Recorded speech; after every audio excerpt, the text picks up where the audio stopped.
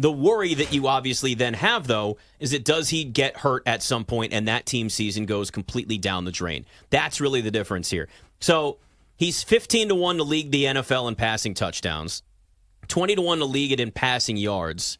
I think the one thing I would consider would be the over 485.5 rushing yards with him. I mean, the over is minus 115 both ways, so it's nothing, But it just feels like this is going to be the inevitability of it with him, where Josh Allen is going to run the ball no matter what until he finally gets hurt and they learn their lesson. But I mean, 631 his rookie year, 510 rushing yards his second year, just 421 in 2020, but he only played, he played 16 games still then because we hadn't gone up to the 17 games. Great. 2021 was the first year for 17 games, right? Yeah, 21. Yeah. Well, yeah, they didn't do it during the pandemic. But then 763, 762, and 524 rushing yards last year on 111 carries. I feel like another year of like 115 to 120 in terms of carries and probably close to 500 yards. I'm actually surprised that number is sitting at 485.5. I think that's kind of a low number. I would take the over on that. Yeah. I mean, that'd probably be the way that I would look at it too, dude, because to lead the league in passing touchdowns, I mean, yeah, sure, there's a possibility, but we don't even know who right now wide receiver number one is. Yeah, and again, like without Ken Dorsey, with Joe Brady, it was like more power run game. Yes. Probably more Cook. Maybe more dump-offs as well. So I don't know. I wouldn't probably look at the passing touchdowns or the passing yards, but right, dude. I mean, like every other year, I feel like, or every year, we go into training camp and it's like, well, Josh Allen's going to run less. They don't want him getting injured. They don't want him getting dinged up. And I know he's a big dude, but same way that we talk about with like Anthony Richardson. Knee injuries happen, shoulder injuries happen. And he is this offense, especially this season.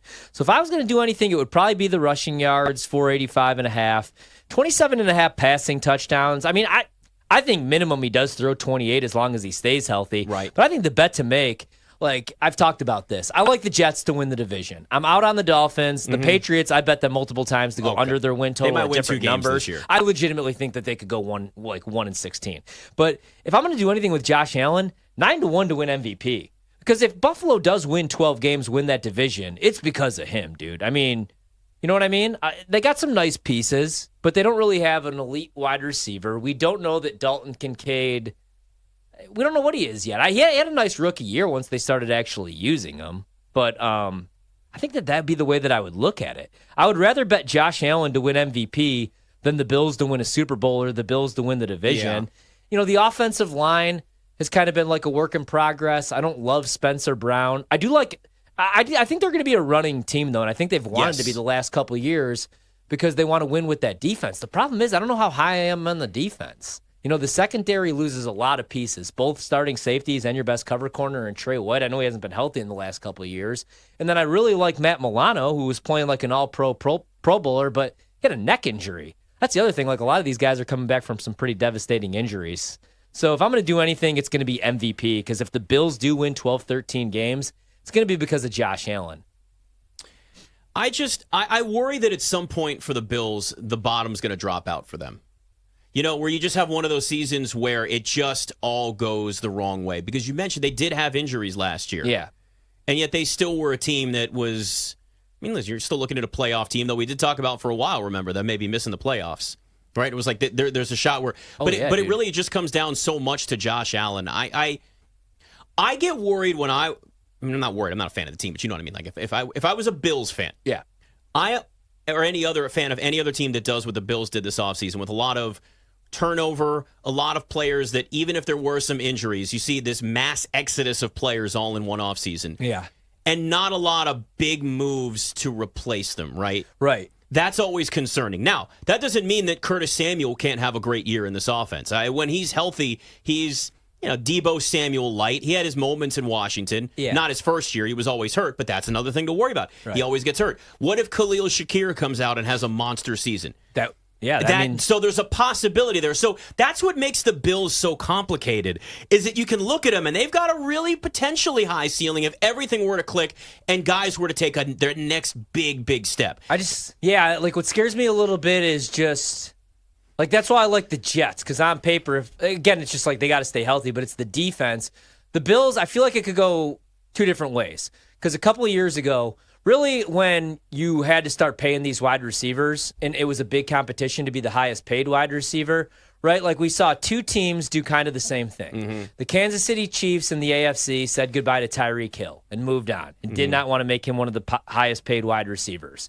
They've now went on to win 2 Super Bowls because Pat Mahomes is that guy. Kelsey's great.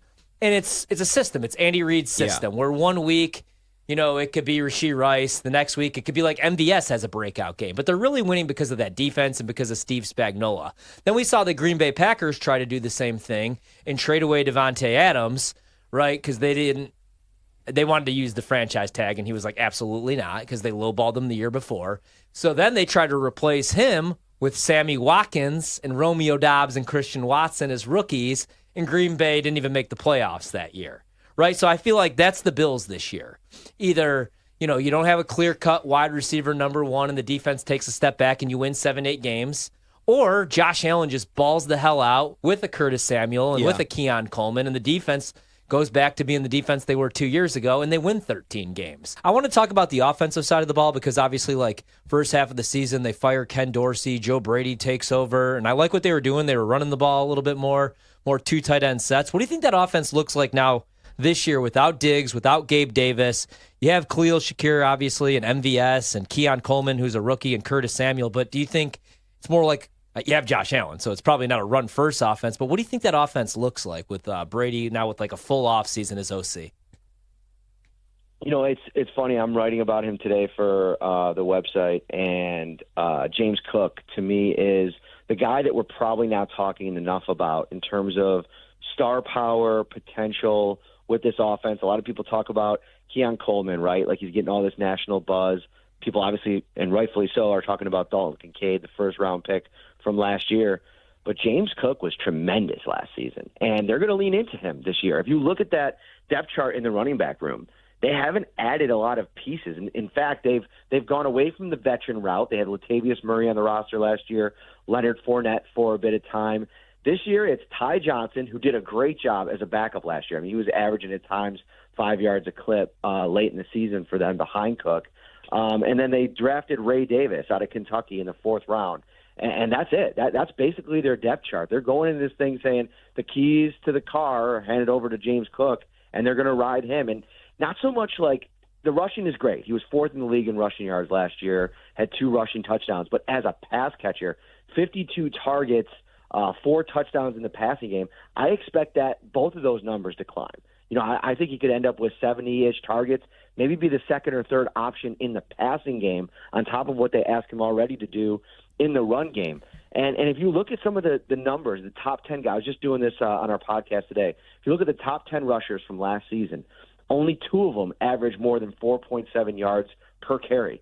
It was James Cook and Christian McCaffrey. So he's a guy that I think that they think, this is a team that was looking to maybe trade for Christian McCaffrey a couple of years ago. They really value the running game. Joe Brady values the running game, so you're going to see a lot more play action. And then they want to run those wide receiver screens. You saw a lot of that with Stefon Diggs last year. I think at 30 years old, that's not really his forte anymore. So enter in Curtis Samuel and some of these bigger-bodied guys, Marquez Valdez-Scantling, Mac Hollins, Chase Claypool. They're going to be a little bit more physical around the line of scrimmage, and they think they play more physical football.